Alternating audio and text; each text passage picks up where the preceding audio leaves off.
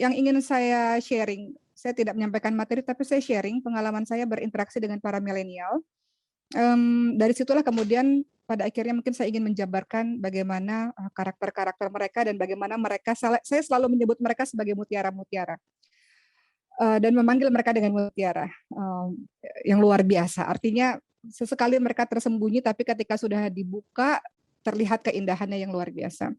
Baik, izin menyampaikan cerita teman-teman sekalian. 2016 Allah Subhanahu wa taala mentakdirkan saya dan keluarga pada akhirnya kita membuka sebuah rumah Al-Qur'an. Didahului dengan rumah Al-Qur'an di tahun 2016. Kita buka karena memang itu yang dekat dengan wilayah rumah kami sehingga lebih mudah mengontrolnya. Kami memberikan full beasiswa untuk anak-anak yatim piatu mu'alaf du'afa dari seluruh Indonesia, dimulai dari 14 orang anak.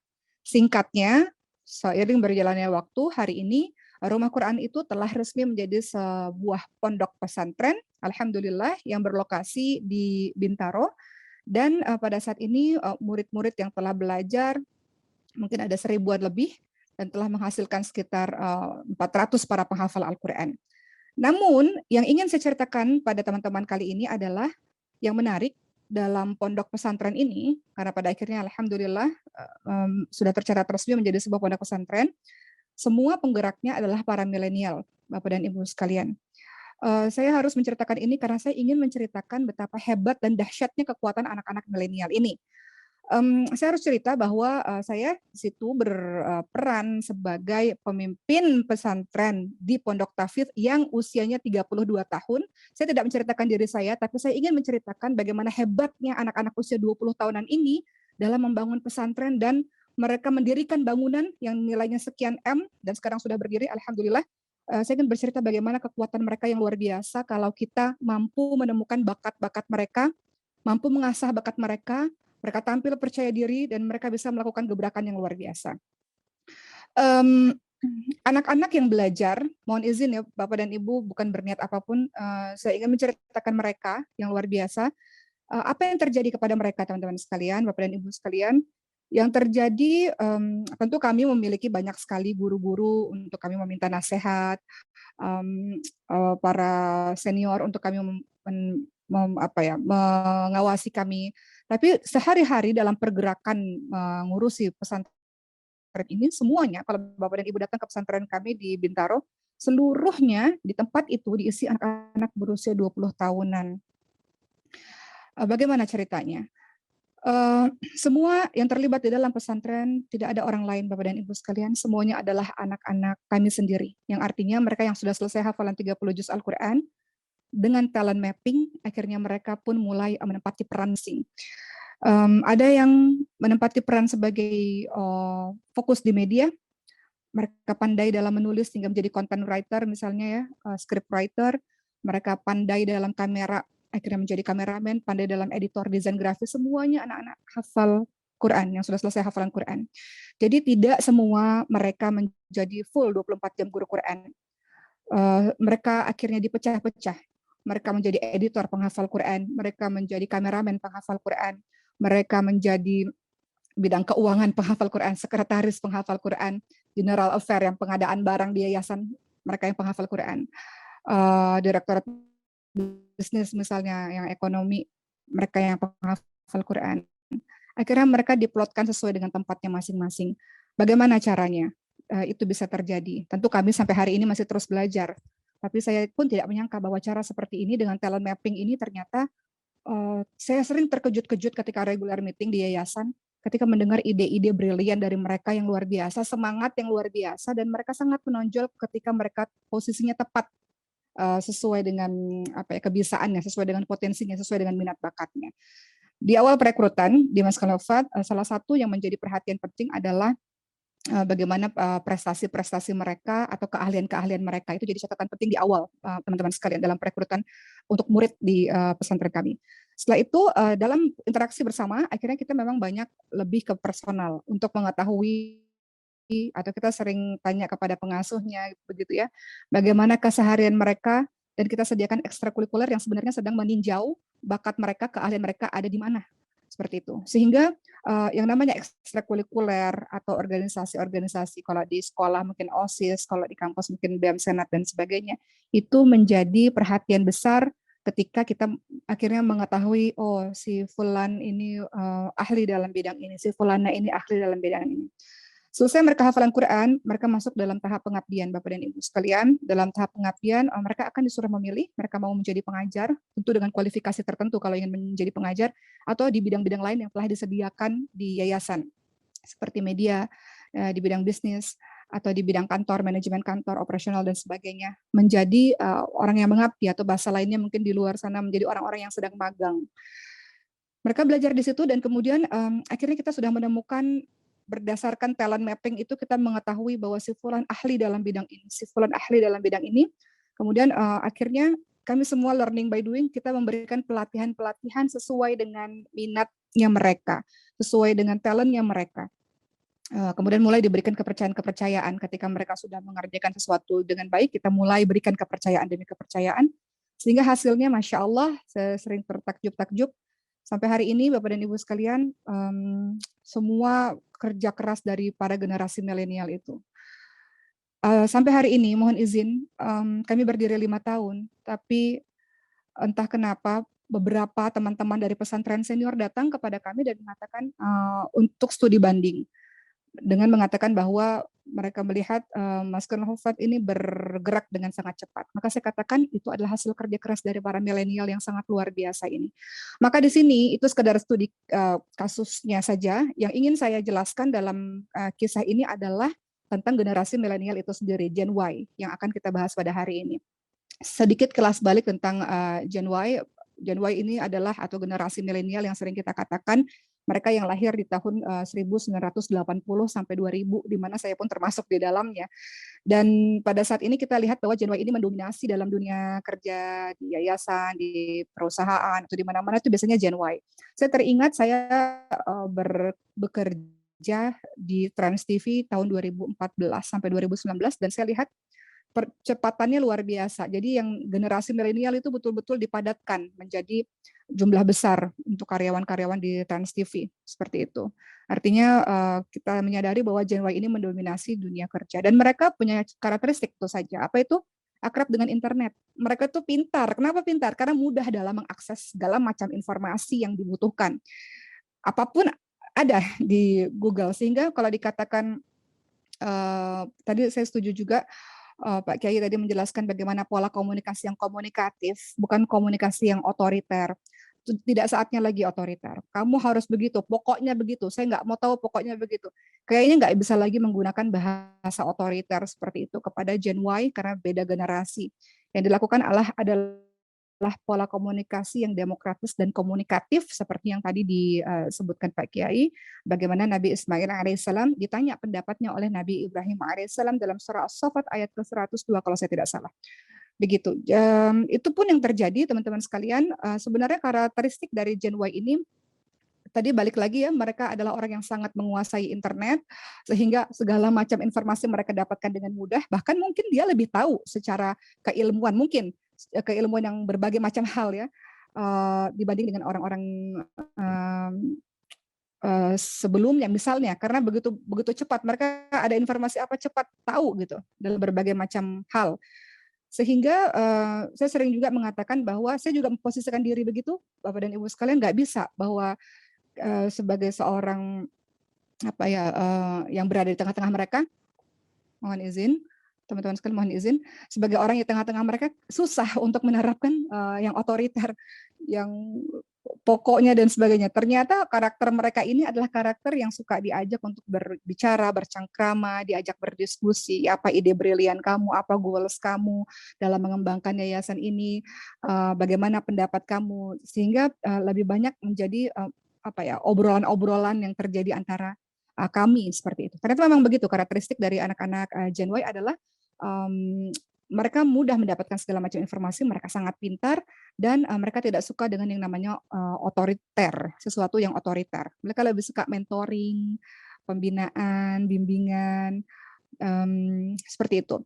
Kemudian ini yang saya rasakan, mungkin saya bisa juga salah, mohon izin kalau apa yang saya sampaikan salah, tapi yang saya sampaikan adalah apa yang terjadi pengalaman 5 tahun terakhir ini. Kemudian ciri-ciri dari Gen Y ini tentu saja mereka kreatif, mereka sangat aktif, mereka sangat dinamis, mereka punya ide-ide yang bahkan kita nggak pikirkan sebelumnya. Contohnya Bapak dan Ibu, karena anak-anak ini aktif dalam bidang media, internet, hidupnya memang dalam bidang seperti itu, sehingga studi kasus ya dalam hal ini adalah pesantren Fitness Hofat ini, teman-teman media, mereka punya divisi sendiri, divisi media, dan mereka berkreasinya luar biasa. Sekarang dakwahnya Mas Kan Hofat ini tidak hanya ada di Instagram, tapi juga ada di YouTube, tapi di TikTok juga. Jadi divisi media inilah mereka yang bergerak, anak muda ini mereka bergerak membuat film-film pendek, mereka membuat reels di Instagram, mereka membuat TikTok, mereka concern dengan bagaimana viewers, subscriber, followers untuk pengembangan dakwah ini. Itu dilakukan oleh anak-anak yang luar biasa yang usianya 20 tahunan yang hebat-hebat ini. Mereka punya goals, kita ingin, ya jadi kalau saya boleh sharing goals mereka, kita ingin subscriber kita sekian untuk yayasan, sehingga nanti ada AdSense masuk untuk dana pengembangan Quran untuk yayasan. Mereka bebas berkreasi dan kami menyediakan ruang berkreasi untuk mereka, mengapresiasi bagaimana mereka punya bakat, punya minat, punya potensi yang sangat luar biasa. Kemudian teman-teman sekalian, saya juga diberikan pertanyaan sebenarnya oleh panitia, bagaimana sebenarnya membantu untuk memaksimalkan potensi dari Gen Y ini. Tentu saja dengan talent mapping. Ini karena konteks yang saya bahas adalah di dalam sebuah tempat ya. Tentunya adalah talent mapping. Kita harus memahami bersama-sama bahwa semua orang dilahirkan oleh Allah Subhanahu wa taala itu cerdas, sangat cerdas. Semua orang punya kecerdasannya masing-masing. Kalau kita lihat dari pendidikan, teori Gartner, teman-teman sekalian, saya juga selalu sampaikan ini, ada yang namanya multiple intelligence, kecerdasan jamak. Setiap orang itu punya beberapa kecerdasan dalam dirinya. Ada dari kita yang mungkin punya kecerdasan verbal, dia pandai berbicara, dia pandai dalam belajar bahasa, dia pandai menulis. Ada orang yang nggak pandai verbal, tapi pandai logika matematika. Ada orang yang mungkin nggak pandai logika matematika, tapi dia interpersonal, kecerdasan interpersonal, dia punya teman banyak, di mana-mana diterima, di mana-mana ada kehadirannya, dirindukan kehadirannya, pribadinya menyenangkan, kecerdasan interpersonal. Atau mungkin ada kecerdasan kinestetik, dia pandai dalam urusan bergerak, apapun yang namanya bergerak, olahraga, gerak sana, gerak sini, dia punya kepandaian di situ. Atau ada orang yang punya kepandaian spasial, ruang misalnya, kepandaian intrapersonal, dan sebagainya. Jadi udah nggak zamannya lagi sekarang kalau kita ngeliat rapot anak, misalnya matematikanya rendah, tapi bagian seninya tinggi. Udah nggak zaman lagi kita mengatakan anak ini nggak berprestasi. Anak itu pintar di bidangnya, yaitu di bidang seni misalnya. Mohon izin saya ceritakan lagi sebagai studi kasus kita pada hari ini. Saya punya adik kandung namanya Ria Ricis. Ini sebagai studi kasus bagaimana beliau di sekolahnya selalu rendah secara akademis. Dua ya nilai yang hanya tinggi di antara semua yang sangat rendah adalah olahraga dan kesenian. Itu yang tinggi, yang lainnya semuanya jeblok, semuanya rendah. Apakah artinya adik saya tidak pintar? Ya, dia tidak pintar di bidang matematika. Mungkin dia tidak terlalu pandai dalam bidang yang lain-lain, tapi dia sangat pandai dalam bidang mohon izin, tapi dia sangat pandai dalam bidang olahraga dan kesenian. Akhirnya dengan talent mapping, mengetahui bakat ada di situ, potensi di situ. Akhirnya pada saat itu yang dilakukan oleh orang tua adalah orang tua tidak membanding-bandingkan saya dengan adik karena kebetulan secara akademis nilai saya tinggi ya, atas dan Regis paling bawah. Tapi ayah tidak tidak mengatakan bahwa kamu tidak pandai atau kata-kata labeling negatif yang lainnya. Ini yang harus juga kita garis bawahi. Guru, para orang tua, dan siapapun itu tidak boleh melabeli atau menyampaikan kata-kata negatif kepada anak didik kita, peserta didik atau anak kita sendiri seperti itu. Karena itu akan menjadi rasa percaya dirinya yang tidak ada. Tapi saya belajar banyak dari ayah saya bahwa beliau sangat mengapresiasi kecerdasan kecerdasan kinestetik, olahraga dan seni yang dimiliki oleh adik saya yang sampai hari ini akhirnya kecerdasan itulah yang menjadikan hobi terasah dan hobi yang terasah itu kemudian sekarang dia memiliki pekerjaan. Pekerjaan yang paling menyenangkan adalah hobi yang dibayar. Itu yang sebenarnya juga sesuai dengan karakteristik Gen Y, teman-teman sekalian. Mereka senang pekerjaan yang sesuai dengan hobi dan minatnya, apalagi kalau hobi dan minatnya itu dibayar. Mereka bisa maksimal di situ dalam berkreasi. Jadi kalau saya boleh boleh cerita dalam hal ini dalam penanganan bagi teman-teman di pesantren ini, anak-anak santri ini, bagaimana memaksimalkan sinya kita harus sebagai orang tua, sebagai kakak, sebagai guru harus talent mapping sejak awal, pemetaan bakat sejak awal. Saya pikir ini juga teman-teman yang luar biasa yang memiliki perusahaannya masing-masing juga melakukan hal ini, talent mapping di tempatnya. Teman-teman sekalian, setiap orang tentu memiliki potensinya beda-beda, bakatnya beda-beda, dan seringkali saya juga temukan bakat mereka terpendam, tidak terlihat sama sekali, bahkan mereka nggak tahu mereka punya bakat itu. Contoh kemarin saja, dalam bidang divisi bisnisnya Mas Kanhufat ya, divisi bisnis pesantren, karena kami pikir harus punya unit bisnis untuk pesantren ini mandiri lah, tidak terlalu menerus bergantung kepada donatur. Dalam divisi bisnis ini, sebenarnya ada seorang anak yang saya baru tahu, ternyata dia bagus sekali dalam menggambar. Sehingga saya katakan, pada akhirnya kita membuat satu kesimpulan, kita akan keluarkan produk baru, yaitu tote bag yang isinya dari si anak ini gitu. Jadi, dan kemudian akhirnya ternyata dia jago juga dalam bidang digital marketing misalnya. Akhirnya kita posisikan di situ. Intinya adalah banyak anak-anak atau peserta didik kita atau teman-teman milenial yang sebenarnya mereka nggak tahu bakat mereka ada di mana, maka itu menjadi tugas dari para orang tua, para guru, para kakak-kakak untuk menemukan potensinya mereka, untuk untuk mengembangkan potensinya mereka. Makanya diberikan pelatihan sesuai dengan minat bakat mereka.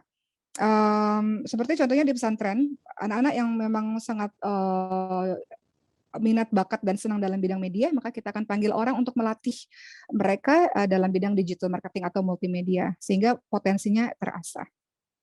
Bayangkan teman-teman sekalian, ini contoh lain ya, kalau anak-anak kita misalnya, anak kita ini dia memiliki potensi di bidang contoh lain ya, bidang fisika misalnya. Namun ketika dia masuk jurusan, ternyata jurusan sastra, jauh sekali. Anak yang jago fisika masuk ke sastra, nggak akan pinter di situ, karena nggak ahli di situ.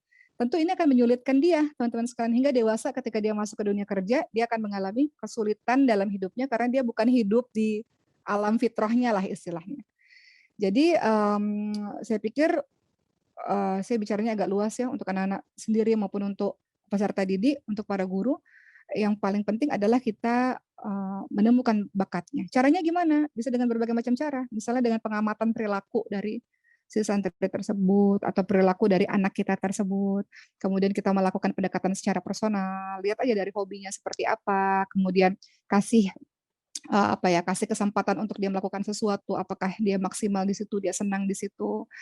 Kenapa? Karena sebuah tempat yang baik adalah mereka yang membantu anaknya atau membantu peserta didiknya untuk mengembangkan bakat itu, sehingga peserta didik itu atau anak itu akan mampu berkontribusi lebih. Itu yang saya rasakan di yayasan. Ketika kita menemukan talent mapping dia, kemudian kita asah, dia akhirnya mampu berkontribusi lebih untuk yayasan. Dia bersemangat dalam melakukan karena itu sesuai dengan bidangnya, sesuai dengan passion-nya. Dan tentu saja diberikan rewards. Ini juga berlaku untuk anak kita sendiri.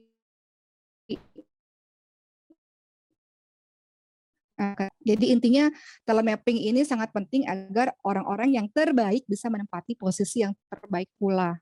Seperti itu. Itu yang kita memang sangat concern sejak awal santri itu masuk. Sehingga kami mengharapkan para penghafal Quran tidak hanya sekedar penghafal Quran, tapi kita jadikan dia punya skill yang lain. Yang sesuai dengan bakat minatnya, yang mana itu nantinya akan menjadi skill kehidupan untuknya, dia punya penghasilan di situ, misalnya seperti itu. Kemudian yang juga saya pikir menjadi sangat penting ya untuk bagaimana mengembangkan sang mutiara ini. Saya selalu katakan teman-teman semua itu mutiara, mutiara yang luar biasa. Tinggal diasah sedikit, sudah menjadi sangat mahal gitu ya, sangat hebat seperti itu. Memastikan bahwa peserta didik atau santri atau anak kita itu tahu goals-nya apa. Atau kalau di perusahaan atau di yayasan mungkin visi misinya apa tuh harus jelas gitu. Goals-nya apa harus jelas. Dan goals itu tidak hanya ada di puncak pimpinan, tapi di seluruh teman-teman di bawahnya itu harus memahami itu. Misalnya teman-teman sekalian, santri-santri mereka mengetahui goals, mereka mengetahui visi misi yang harapannya terpatri dalam ingatan dan pikiran mereka. Karena setiap tempat pasti memiliki arah tujuan yang ingin dicapai kan sebetulnya. Dan harapannya goals atau visi misi itu ada terpatri di diri setiap pengurus, di diri setiap anak Ataupun kalau anak sendiri, ya kita harus tanya goals-nya apa, goals kita ini apa untuk dia, atau goals dia apa, dia harus punya goal supaya dia tahu langkahnya nggak kemana-mana gitu.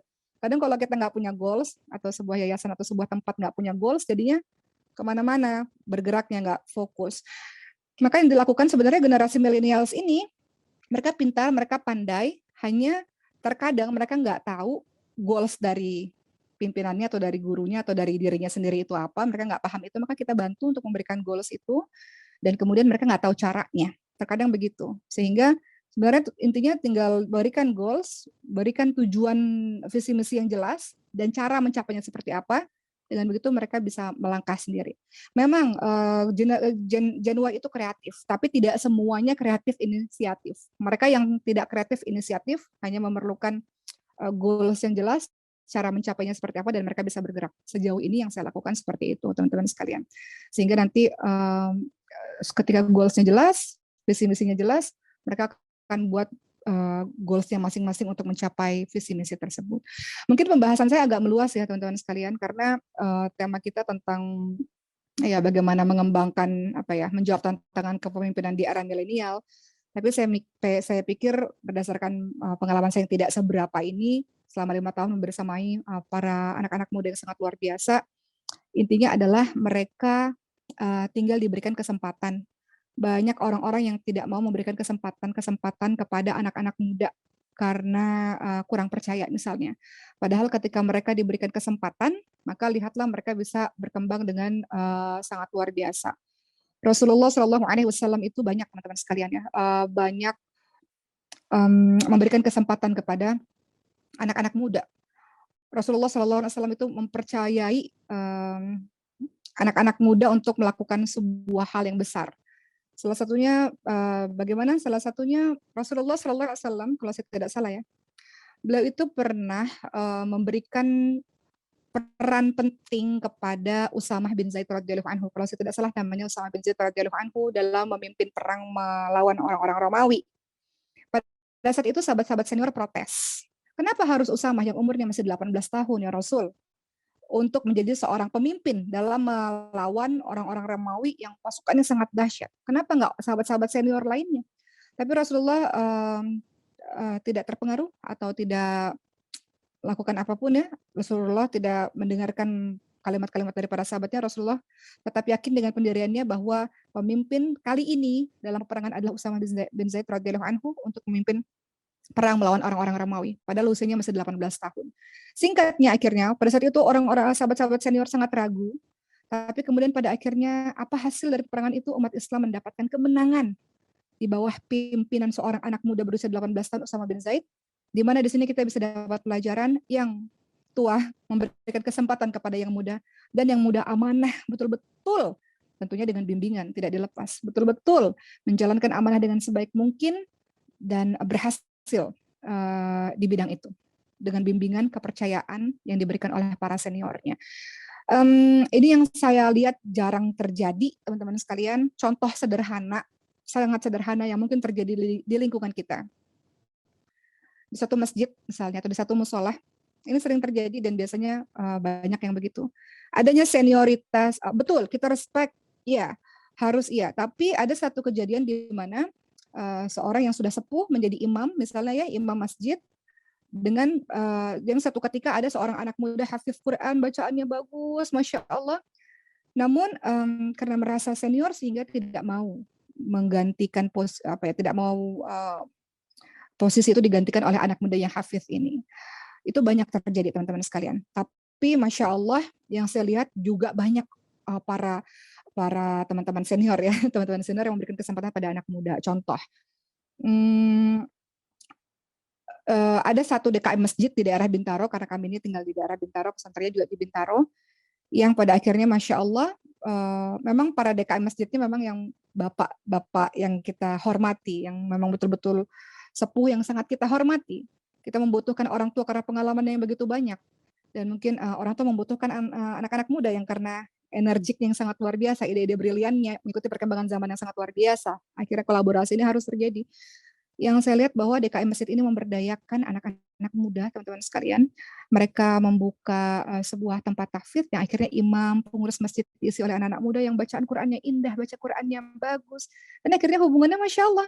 Hubungannya adalah yang tua mendampingi yang muda respect, hormat, dan betul-betul menjalankan amanah dari seniornya dengan sangat baik. Jadi mungkin begitu teman-teman sekalian. Selanjutnya mungkin kita diskusi saja seperti apa. Ini pengalaman saya saja bersama dengan mereka-mereka semua. Mereka saya menganggap sebagai adik-adik ya, adik-adik sendiri, sahabat-sahabat sendiri. Seringkali kita banyak berdiskusi, banyak ngobrol, mendengarkan ide-ide brilian dari mereka.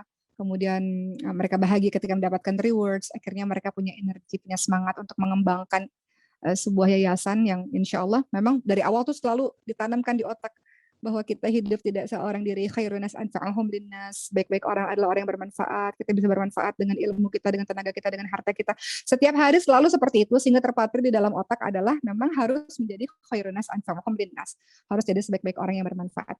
Makanya tadi ada pertanyaan diajukan kepada panitia, dari panitia untuk saya, gimana agar anak-anak ini, generasi milenial ini pada akhirnya bisa tetap sesuai dengan fitrahnya sebagai seorang muslim, muslimah, berdakwah dengan caranya masing-masing. Caranya gimana? Ya harus setiap hari ditanamkan di pikirannya. Makanya selalu ada briefing pagi setiap hari, yang mana sebelum memulai pekerjaan, memulai kegiatan. Ini sekolah juga begitu ya. Doa dulu, dzikrullah dulu, baca Quran dulu, kemudian diingatkan lagi visi misi, diingatkan lagi goals yang mau kita capai. Setiap hari seperti itu. Bayangkan kalau setiap hari seperti itu, pasti sudah terpatri di dalam pikirannya apa yang harus saya lakukan, apa yang harus saya kejar, apa yang harus saya raih seperti itu. Jadi generasi milenial, termasuk saya generasi milenial, sangat membutuhkan bimbingan dari teman-teman yang senior, para orang tua kita. Namun tolong diberikan kesempatan pada anak-anak ini, dan insya Allah dengan pendekatan Al-Quran, membuat anak-anak itu lillah, cinta kepada Allah. Tidak ada yang bisa memutuskan insya Allah ketika seseorang sudah saling mencintai karena Allah, itu ikatan yang sangat kuat, ikatan yang sangat dahsyat. Makanya nggak ada cara lain. Saya juga perhatikan sampai hari ini banyak banget ya teman-teman sekalian. Teman-teman saya, pengusaha-pengusaha hebat luar biasa, sekarang sudah menerapkan ini. Menerapkan supaya hatinya terikat, hati-hati solid, teman-teman di bawahnya solid gitu ya, timnya solid, adalah dengan pendekatan agama, pendekatan Al-Quran, pendekatan kerohanian gitu. Itu yang akhirnya membuat solid. Ada seorang teman pembisnis sukses, saya tanya pada beliau, apa sih yang membuat tim Bapak kok solid banget? Setiap kali ada ada pelatihan yang Bapak isi secara rutin seminggu sekali itu selalu dihadiri 2.000 orang lebih, tuh nggak pernah berkurang. Apa sih rahasianya? Beliau katakan kekuatannya ada di mengajak seluruh tim untuk tahajud, mengajak seluruh tim untuk bersedekah, luar biasa. Bahkan Zoom meeting beliau itu dilakukan jam 3 pagi, teman-teman bayangkan ya. Dan itu ramai terus. Ternyata pendekatannya adalah memang pendekatan untuk mencintai Allah Subhanahu wa taala. Itu pendekatan ikatan yang paling kuat dibanding dengan yang lain-lain. Begitulah teman-teman sekalian, mungkin saya pikir sekian dulu sharing dari saya. Mudah-mudahan kita bisa diskusi banyak. Terima kasih, mohon maaf lahir batin atas segala kekurangan. Intinya adalah generasi milenial hebat-hebat, keren-keren, mereka menguasai media. Dan mari kita beri kesempatan untuk mereka untuk terus berkembang. Karena mereka generasi yang akan datang untuk menjadi pemimpin di negeri ini insya Allah. Terima kasih. Assalamualaikum warahmatullahi wabarakatuh. Waalaikumsalam warahmatullahi wabarakatuh. Terima kasih Mbak Oki untuk sharing tentang studi kasus atau sharing pengalaman. Ini sangat berharga sekali buat kita.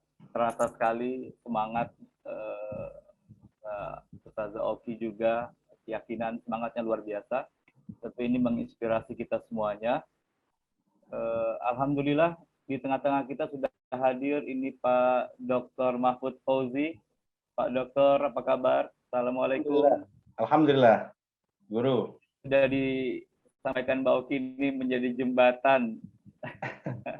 Assalamualaikum, Bu Dokter. Bisa Waalaikumsalam warahmatullahi wabarakatuh, Mas Mahfud. Iya, siap. Ini alhamdulillah kita nih satu majelis dengan Kiai Zuhri Fauzi, Ketua. Iya, Masya Allah nih. Salam hormat dari saya, salam ta'atim dari saya, Pak Kiai. Tangerang. Masya Allah, mau ketemu nih satu hari nanti nih. Kayaknya nih harus ketemu nih. Mau belajar banyak sama Pak Kiai nih. Ya Allah, nanti Ustazah Oki ngisi pengajian di pesantren. Mohon doa untuk kami, Pak Kiai. Ya, salam mudah-mudahan. Biar bisa Ini menginspirasi generasi milenial.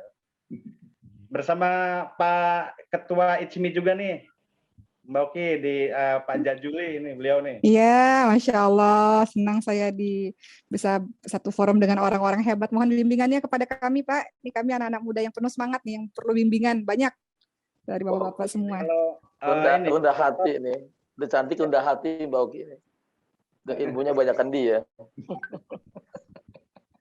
Ini ya, saya sih mohon izin saya mau menyampaikan sedikit nih. Saya kalau mungkin teman-teman hadirin semuanya masih segar dalam ingatan kalau ingat dengan mungkin Oki Setiana Dewi itu sebagai artis ya, ke KCB. Ketika cinta bertasbih, nadiku berdenyut merdu, kembang kempis dadaku, merangkai butir cinta. Jadi artis ya, sampai sekarang juga masih artis sih.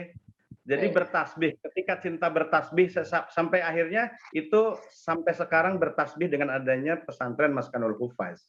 Wih, luar biasa. Memaknai beliau, saya tahu sendiri, saya melihat beliau mewakili kalangan milenial ya.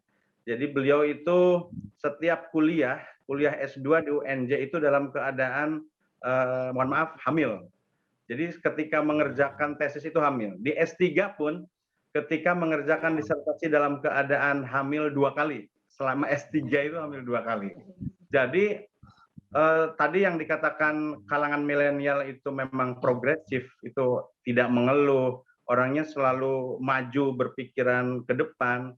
Ya itu artinya bahwa kodrat hamil perempuan ya punya kodrat ini, laki-laki punya, itu tidak menjadi tertutupnya seseorang itu bergerak berada posisi di ruang publik, tidak membatasi itu. Alhamdulillah saya melihat dan menyaksikan. Itu saja sih Guru Taufik dan Kiai Zuhri, Pak Jajuli serta para hadirin dan Bu Dr. Oki. Oke, Pak Dr. Mahfud, terima kasih. Singkat banget. Pak Dr. Mahfud ini juga luar biasa sekali, yang menginspirasi kita juga adalah pimpinan Darul Quran dan juga penulis buku juga nih, produktif juga menulis buku dan tulisan. Terima kasih Pak Dokter yang sudah menyemangati kita sering sharing dalam bentuk tulisan. Baik Bapak Ibu, selanjutnya tadi seperti yang Ustazah Dr. Rofi sampaikan, kita diskusi ya. Bu Dokter, ini ada beberapa pertanyaan, mohon bisa dijawab. Yang pertama dari Bapak Marta.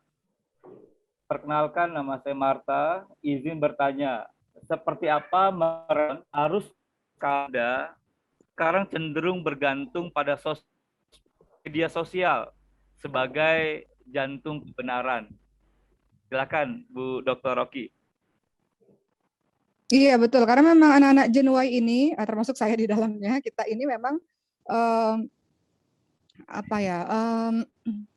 salah satu cirinya adalah memang dekat dengan internet, dengan sosial media, dengan berbagai macam informasi. Sebenarnya bagaimana cara untuk menanggulangi supaya informasi-informasi yang masuk ke dalam diri mereka tidak mereka telan bulat-bulat adalah dengan ilmu, Bapak dan Ibu sekalian. Itu sebabnya kenapa ilmu itu tidak bisa diabaikan. Ilmu itu yang membuat mereka pandai dalam memfilter segala sesuatu, pandai dalam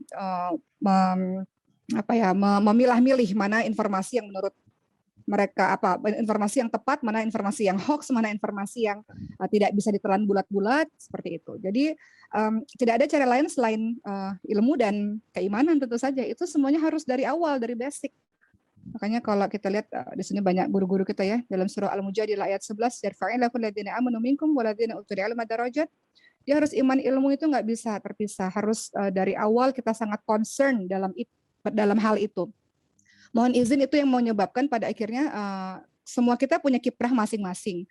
Teman saya yang tadi saya ceritakan yang setiap hari senantiasa mengkader untuk teman-teman muslim lain yang menjadi seorang pembisnis, itu beliau berjihad dalam bidang ekonomi. Kalau saya pikir saya mengambil peran dalam bidang pendidikan. Kita memberikan beasiswa gratis untuk anak-anak yatim piatu mu'allaf du'afa dari seluruh Indonesia. Kita kader betul-betul. Karena apa? Karena mereka harapan-harapan bangsa ini. Kalau bahasa anak mudanya tuh kita suka gemes gitu kalau ngeliat orang yang curang, yang jahat, yang zolim, hukum yang dipermainkan tuh suka gemes gitu. Sehingga ketika melihat anak-anak muda yang bersih hati, yang lurus hati, kemudian diisi dengan Quran, diisi dengan kecintaan kepada Allah, sehingga dikarantina dulu lah istilahnya, ya dibina dulu, sehingga setelah itu mereka akan siap untuk bertempur lah istilahnya ketika punya basic yang kuat seperti itu. Jadi kalau pertanyaannya adalah bagaimana caranya anak-anak ini akhirnya bisa tidak terpengaruh kepada sosial media atau informasi yang negatif dan sebagainya, maka nggak ada cara lain selain buat anak itu jadi pintar, buat anak itu jadi pandai, dengan cara adalah memberikan pendidikan terbaik sejak awal kepada dia, pendidikan dunia tentu dan pendidikan agama tentu ini tidak bisa diabaikan. Tauhid yang kokoh, teman-teman kita paham bersama-sama, la tusyrik billahi inna syirka la dzulmun adzim. Sebelum jadi apa-apa, tauhid yang kokoh, keimanan yang kokoh, akidah yang kokoh, hingga kelak ketika dia besar nanti dia akan mewarnai, dia bukan diwarnai, dia mewarnai dengan dakwah, dengan nilai-nilai Islam yang betul, bukan dia diwarnai, asal pondasinya kokoh. Jadi tugas orang tua, tugas para guru, tugas kita, para pendidik atau teman-teman semua yang ada di sini, kalau ingin generasi kita jadi generasi yang mampu memfilter dengan baik, pastikan sejak awal kita isi dia dengan iman, akidah, akidah keimanan yang kokoh, buat dia cinta Quran. Dia boleh kok jadi presiden-presiden yang cinta Quran, politisi yang cinta Quran, pedagang yang cinta Quran. Kalau orang-orang sudah cinta Quran, maka dia akan takut kepada Allah Subhanahu wa taala. Kalau dia takut sama Allah, dia nggak akan buat zalim, nggak akan buat curang untuk bangsa ini, untuk negara ini. Seperti itu. Jadi dimulai dari diri kita betul-betul sungguh-sungguh memberikan pendidikan terbaik untuk anak-anak kita, teman-teman sekalian. Pendidikan terbaik salah satunya yang harus kita tanamkan betul-betul, nggak bisa kita main-main, apalagi di usia golden age. Kebetulan karena saya lulusan S2 PAUD, pendidikan anak usia dini, sehingga saya bisa mengatakan ya, berdasarkan guru-guru juga mengatakan hal demikian, golden age ini usia emas, usia anak usia dini kita nggak bisa main-main. Usia anak usia dini itu 8 tahun ke bawah atau 6 tahun ke bawah. Ada yang mengatakan di literatur lain 8 tahun ke bawah, ada yang mengatakan 6 tahun ke bawah. Itu usia dini di mana usia itu adalah usia emas. Kita memberikan memberikan segala basic untuk anak-anak kita. Maka perhatikan di usia emas itu, karena kalau salah dalam mendidik di usia emas itu, mungkin di masa yang akan datang dia punya karakter yang tidak kita inginkan. Sehingga kita berkonsentrasi full di usia-usia dininya, kita berikan pendidikan tauhid yang baik, akhlak. Anak-anak kecil itu mereka seperti spons, mereka penyerap terbaik, mereka peniru terbaik. Apapun yang mereka dengar mereka tiru, apapun yang mereka lakukan, apapun yang mereka lihat mereka tiru. Sehingga pastikan di usia dininya itu kita sudah sungguh-sungguh memberikan yang terbaik untuknya, pendampingan yang terbaik untuknya. Insya Allah dengan basic agama yang baik, keilmuan yang baik, kelak ketika remajanya nanti dia mampu kok memfilter. Dia ada perasaan diawasi kok oleh Allah Subhanahu wa taala. Dia takut nggak sama ibunya, ya, tapi dia takut sama Allah Subhanahu wa taala. Sehingga kalau bergerak secara otomatis dia punya filter atas dirinya. Kenapa bisa begitu? Karena orang tuanya, guru-gurunya aware sejak awal bagaimana pendidikan dan juga pendidikan agama lah yang membentengi dirinya untuk mampu memfilter dengan baik dan dirinya menjadi agent ya, menjadi inspirator kebaikan buat orang lain. Sejak kecil di brainwash-nya begitu tuh. Kamu itu adalah orang baik, kamu itu inspirator, kamu itu adalah orang hebat. Sehingga timbul kepercayaan dirinya, konsep dirinya adalah, ya saya orang muslimah yang hebat, saya adalah muslim yang luar biasa, saya mampu berkontribusi. Kenapa? Karena sudah dibangun kepercayaan dirinya sejak awal oleh para guru-guru, oleh para orang tua, oleh para orang-orang terdekatnya. Sebaliknya, kalau anak-anak kita katakan, kamu bodoh, kamu durhaka, atau kamu kurang ajar, timbul konsep diri di dalam dirinya adalah iya ya saya bodoh, iya ya saya ini anak nakal, sehingga nggak bisa dia menjadi mutiara-mutiara berharga. Jadi tugas kita berikan pendidikan terbaik, berikan kalimat-kalimat yang baik untuknya, maka dia tumbuh jadi orang yang percaya diri dan mampu berkontribusi besar untuk bangsa ini dan agama ini, insya Allah. Mungkin seperti itu Pak, secara globalnya. Baik Bu Dokter, terima kasih banyak. Ini antusiasme sekali, ini ada beberapa pertanyaan lagi, tapi saya batasi 3 pertanyaan ya. Yang kedua, ini ada 2 pertanyaan sekaligus. Perkenalkan Iqbal, ini Bapak Iqbal dari Indrang. Bagaimana Kak Oki membagi waktu untuk mengcoaching para milenial sehingga menjadi lembaga yang kedua, bagaimana Kak Oki menggali minat bakat milenial? Mengingat terkadang milenial itu suka menyembunyikan sesuatu karena insecure ya, merasa tidak nyaman. Saya kira ini juga senada dengan pertanyaan dari Parsley, bagaimana metode talent mapping yang dimaksud di pondok pesantren Mbak Oki. Demikian. Pertanyaan pertama mohon izin Pak, tadi agak putus-putus. Membagi waktu untuk mengcoaching para milenial. Ya. Baik, saya catat dulu sebentar ya. Bagaimana kalau membagi waktu untuk mengcoaching para milenial sehingga menjadi lembaga yang luar biasa? Yang pertama. Baik, ini semuanya pertanyaan sebenarnya mengerucut kepada talent mapping. Baik teman-teman sekalian, saya ini sebenarnya orang yang nggak punya pengalaman apapun dalam bidang kantor atau dalam bidang manajemen, karena saya nggak pernah kerja di kantor, saya nggak pernah kerja di yayasan, saya nggak pernah kerja, nggak pernah. Yang selaman cuman pada saat OSIS dan BEM di kampus sudah, dan juga ketika berorganisasi di lembaga dakwah kampus seperti itu saja. Jadi saya nggak punya pengalaman sebenarnya. Mengenai talent mapping ini, pada akhirnya itu bisa terjadi karena baru menyadari, mohon izin, sebentar. Ya, baru menyadari betapa anak-anak Indonesia ini pinter-pinter teman-teman sekalian. Aduh, sayang banget kalau anak-anak Indonesia ini kita nggak memfasilitasi mereka. Padahal mereka pinter-pinter. Salah satu contoh teman-teman sekalian, Allah izinkan saya pergi ke satu tempat lah. Dan kemudian saya akhirnya menyadari anak-anak Indonesia ini, misalnya teman Indonesia dan Malaysia ya contohnya, saya pernah pergi ke satu tempat karena sebuah undangan. Saya tahu orang-orang Indonesia ini pinter banget, pinter-pinter. Tapi kenapa nggak bisa maju ke dunia internasional? Karena kendala bahasa, teman-teman sekalian. Bahasa Inggrisnya sangat lemah sehingga mereka nggak berkompetisi di dunia global. Jadi teman-teman yang Malaysia yang maju, padahal secara ide, secara konsep, secara yang lain-lain, pada saat itu ya saya lihat, Masya Allah anak-anak Indonesia ini pinter-pinter gitu. Tapi ternyata ada kendala bahasa yang kita kadang nggak aware dengan itu untuk kita bisa secara global, bisa berkompetisi secara global atau bisa berkiprah secara global. Padahal kalau misalnya kita ajak ngobrol gitu, ya Allah, Masya Allah, pinter banget anak-anak ini, luar biasa, bakatnya, skillnya luar biasa. Singkatnya, pada akhirnya kita mulai menerapkan talent mapping di pesantren kita itu di tahun ketiga pendiriannya. Karena pada saat itu kita memutuskan bahwa ini akan semakin besar dan kita tidak mengambil orang lain di luar lembaga ini. Artinya adalah semua yang di kantor, semua anak-anak pesantren yang sudah, semua anak-anak hafidz yang sudah selesai hafalan, mereka bertugas bagian semua-semuanya, setiap bagian. Jadi di Maskan Hufat itu, kalau saya boleh cerita, itu ada divisi pendidikan dakwah, ada divisi manajemen yang operasional, kemudian ada divisi fundraising dan media, dan kemudian ada divisi bisnis. Mereka itu semua yang pegang adalah para hufaz, para penghafal Quran. Bagaimana akhirnya bisa ada talent mapping di Maskan Hufat? Karena kita menyadari tentu saja setiap kali kita membuka beasiswa pasti ada berkas yang harus mereka isi dan ada skill dan prestasi yang harus mereka isi. Disitulah kita tertakjub-takjub melihat luar biasanya skill-skill yang dimiliki mereka. Jadi dari situ screening awalnya dari situ. Screening awal dilihat dari berkas. Oh, mereka punya keahlian begitu.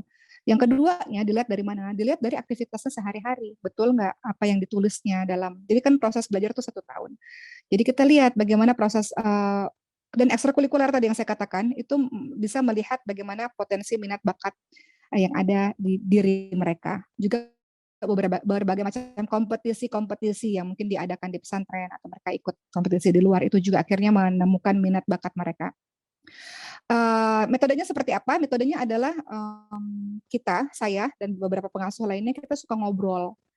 Jadi kita bertemu dengan teman-teman di anak-anak murid ya, mereka-mereka yang sedang belajar, bukan hanya pada saat mengajar, ya segala sesuatu serius, tapi di luar itu menjadi teman bagi mereka, menjadi teman bagi teman-teman santri ini. Sehingga kita bisa ngobrol secara personal, dari situlah kemudian pertanyaan yang saya sering ajukan, santri-santri tahu, saya selalu nanya begini, kamu itu mau jadi apa? Cita-citanya apa sih? Coba ceritain cita-citanya apa, 2 tahun lagi, 3 tahun lagi, kebayangnya tuh ke depannya tuh apa? Itu pertanyaan yang kalau saya boleh jujur, saya selalu tanya kepada santri-santri secara bergantian. Kalau saya lagi di Maskan Hufat, saya kan ngobrol sama siapapun itu, ajak ngobrol, dan kemudian saya tanya, apa sih sebetulnya rencana kamu ke depannya apa sih? Gitu. Saking saya dan teman-teman, kami para pengasuh ya di Maskan Hufat, saking kita pengen anak itu harus jadi, Nggak boleh anak itu selesai 30 juz selesai, nggak boleh. Kita harus memastikan dia jadi orang hebat, dia dapat beasiswa kuliah S1, S2 hebat, baru kita lepas untuk kembali mengembangkan dakwah. Jadi pertanyaan kita bicara dengan apa ya, dengan personal kepada mereka, sehingga mereka menganggap kita sahabat, menganggap kita kakak, mereka cerita segala mimpi-mimpi mereka, itu yang kita tanyakan. Jadi pendekatan berikutnya, metodenya adalah tadi screening berkas, lewat ekstrakurikuler, lewat kompetisi-kompetisi, kemudian kita sering bertanya, sering ngobrol secara santai, kamu tuh ke depannya mau ngapain sih? Cita-citanya apa sih? Sukanya apa? Dan banyak dari mereka yang mengatakan nggak tahu, mereka manggil saya Uma, nggak tahu Uma. Coba hobinya apa? Apa gitu. Jadi kita membantu untuk mencari sebenarnya mereka tuh posisinya atau hobinya sukanya ada di mana gitu. Dan itu obrolan nggak bisa sekali, obrolan santai ya. Bisa berkali-kali, kan ada waktu setahun untuk ngobrol, untuk mendekatan kepada mereka. Singkatnya akhirnya kita dapat mereka sukanya ada di mana. Biasanya kalau di yayasan itu pengabdian itu mereka disuruh pilih. Kita kasih form. Di yayasan itu disuruh pilih mau jadi pengajar. Pengajar tentu kualifikasinya berbeda karena pengajar ini yang mesti bersanad, mesti begini, mesti begitu gitu ya. Dan kemudian mereka suruh pilih mau jadi bagian divisi media misalnya. Divisi medianya maunya apa? Script writer, penulis skrip, atau mau jadi digital marketing, desain grafis, kameramen, editor, itu mereka akan pilih sendiri. Atau pengabdian maunya ada di mana? Misalnya mau di bagian kantor, mau jadi apa? Mau jadi pengelolaan orang tua asuh, untuk jadi menyapa donatur, atau mau kesekretariatan misalnya, atau kamu mau minatnya ada di mana? Di divisi bisnis. Divisi apa? Di bisnis di pesantren itu ada divisi makanan ya, ada catering, ada juga divisi yang lainnya. Apa? Atau mau general affairs, pengadaan barang untuk pesantren atau apa. Jadi mereka yang memilih sendiri. Setelah mereka memilih, barulah dari para ustadzat, para asatidz ini, para pengasuhnya ini, kemudian mereka akan menilai apakah sesuai apa yang mereka pilih ini dengan keseharian mereka selama penilaian selama 1 tahun itu. Setelah itu barulah mereka magang atau pengabdian. Seperti itu. Itu secara singkatnya metode talent mappingnya mereka. Kemudian tadi ada pertanyaan menggali minat bakat begitu ya tadi teman-teman sekalian, kita kasih ekstrakurikuler, kita kasih pelatihan untuk mereka jago di bidangnya. Kalau teman-teman tahu, kalau teman-teman ada kesempatan, bolehlah sesekali bukalah Instagram Maskan Hufad dan YouTube-nya Maskan Hufad, itu sangat jalan. Pesantren Maskan Hufad itu dikelola oleh anak-anak SMA, teman-teman sekalian, lulusan SMA. Pada saat, kalau saya boleh sharing sedikit, pada saat Rumah Quran ini resmi menjadi pesantren tahfidz, kan kami harus mengisi form ya. Akhirnya saya tulis, kan di situ biasanya kalau kita ngisi form itu ada tingkat pendidikan ya. Saya tingkat pendidikan, oh ternyata baru paham. Dulu saya nggak mau kuliah teman-teman sekalian, nggak mau kuliah terus menerus. Sekarang saya baru paham ternyata ini penting untuk mendirikan lembaga. Saya tulis nama saya tingkat pendidikan. S1 ada 3-4 orang, selebihnya SMA semua. Jadi seluruh santri yang ada di pesantren Maskan Hufad saat ini seluruhnya SMA yang alhamdulillah saat ini mendapatkan beasiswa kuliah. Salah satunya dari Darul Quran, Universitas Muhammadiyah Jakarta, dan teman-teman lainnya, teman-teman rektor lainnya memberikan beasiswa. Jadi mereka sambil bertugas, sambil kuliah sesuai dengan minat bakat mereka dengan beasiswa. Jadi begitu, menggali minat bakat mereka, kita kasih pelatihan-pelatihan atau kita kasih kuliah, dan kita bina, kita kasih goals, kita kasih caranya, sehingga mereka bisa bergerak. Kadang orang nggak ngerti caranya gimana, kemana-mana jadinya. Jadi kita ini ya harus kasih tahu caranya dan goals kita apa. Membagi waktu untuk mengcoaching milenial itu seperti apa. Betul saya nggak bisa bekerja sendirian, teman-teman sekalian. Tidak mustahil. Maskan Hufad bukan punya saya. Maskan Hufad punya umat. Itu seluruhnya dana umat kami yang diamanahi saja. Dan itu pun tentunya tidak abadi. Pasti selalu ada regenerasi. Kalau boleh cerita sedikit, saya menghindari betul yang namanya terpusat di satu orang. Nggak boleh. Kenapa? Karena kalau misalnya pemimpinnya kenapa-napa, khawatirnya pesantrennya jadi kenapa-napa gitu. Sehingga harus ada kaderisasi. Jadi kaderisasi itu menjadi sangat penting. Mutiara-mutiara yang kita sudah dapatkan, kita kader, sehingga mereka yang akan melanjutkan estafet perjuangan satu hari nanti. Seperti itu. Membagi waktunya adalah tentu kami termasuk saya, kita ada regular meeting, itu wajib ya, mengcoaching itu dalam setiap, kalau dalam seminggu tuh ada beberapa kali pertemuan lah untuk mengcoaching mereka, untuk memberikan arahan kepada mereka, itu harus ada. Dan tentu saja teman-temannya, ustadzat, asatidz, pengasuh-pengasuhnya juga harus belajar. Jadi kita adalah pengajar dan juga adalah pembelajar di satu sisi. Nggak bisa seorang guru nggak belajar, nggak mungkin. seumur hidup kita adalah orang yang belajar, di satu sisi kita juga adalah orang yang membagikan ilmu yang kita miliki, seperti itu. Mungkin begitu secara garis besar tentang apa yang saya sampaikan. Mudah-mudahan bisa memberikan gambaran singkat lah mengenai metode talent mapping yang kami berlakukan di pesantren kami. Seperti itu. Wallahu a'lam.